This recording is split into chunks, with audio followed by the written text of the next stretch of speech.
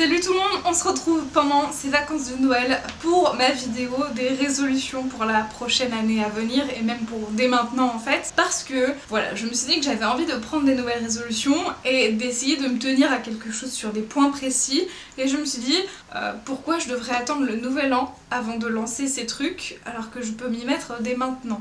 Je ne vois pas l'intérêt, sachant que je sais déjà ce que je veux travailler, donc je vous expose ça aujourd'hui en vidéo. Premièrement, je vous en ai parlé dans la vidéo, mon expérience à la salle de sport. Eh bien, j'aimerais juste reprendre le sport à la maison, chose à laquelle je n'arrive pas à me tenir encore pour le moment, et qui est un objectif. Voilà, très clairement.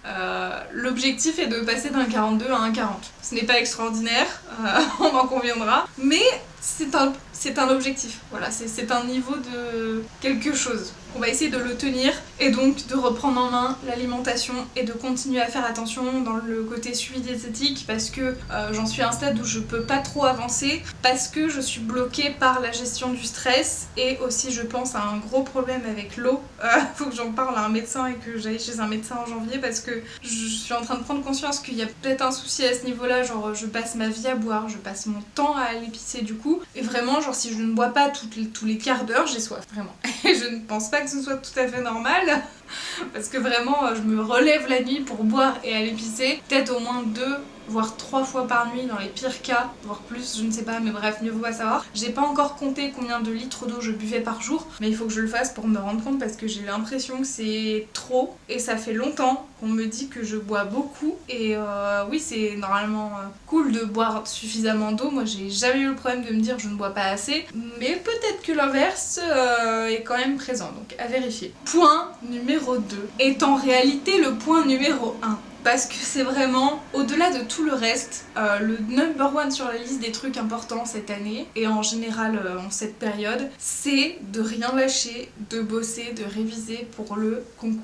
Parce que je compte passer le CRPU en 2021 et j'espère l'avoir du premier coup pour ne pas avoir à subir la réforme et pour rentrer dans le système le plus rapidement possible et avoir un Master 2 en alternance, ce qui est beaucoup plus intéressant je trouve. Rien qu'en le disant en fait, je suis déjà en train de me reculpabiliser, de me dire tu ne travailles pas assez, alors que si, clairement je passe ma vie à taffer, à réviser et tout. Là j'ai fini mes fiches pour les écrits et pour les oraux, c'est-à-dire que c'est tout fiché, imprimé, etc.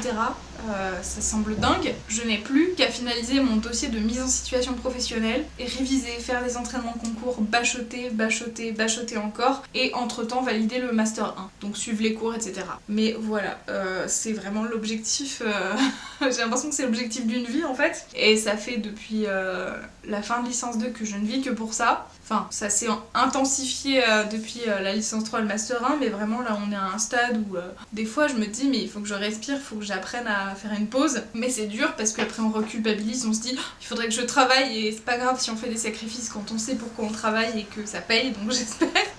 On n'en parle plus. Allez c'est bon, je change de sujet, c'est bon. Ah bah mince, donc on va enchaîner quand même, parce que ce qui est sur ma liste ensuite, c'est me forcer à prendre du temps de repos pour moi et garder des hobbies, parce que justement j'ai du mal à gérer cette préparation concours sans entièrement gommer mes hobbies et mes besoins. Vraiment j'en suis à un stade où genre des fois je prends le temps de jouer à des jeux et de me faire plaisir, mais du coup je ne dors pas, ou il y a toujours un endroit où ça pose problème en fait. Donc voilà, il faudrait que j'arrive à trouver un équilibre sain pour moi, ce qui n'est pas encore tout à fait le cas. Mais voilà, j'aimerais aussi garder des hobbies, parce que je prends pas le temps de faire beaucoup de choses hors cadre de concours, c'est-à-dire lire des livres qui n'ont rien à voir par exemple. Parce que là je dois en être à peut-être 20-30 livres lus et il y en a pas un qui est pour moi quoi, genre c'est que pour le concours et mon métier entre guillemets. Donc bon voilà, apprendre à souffler en fait, surtout ça à long terme, apprendre à souffler et à s'accorder des temps de pause, et quand est-ce que je les gère. Et ensuite ma dernière résolution,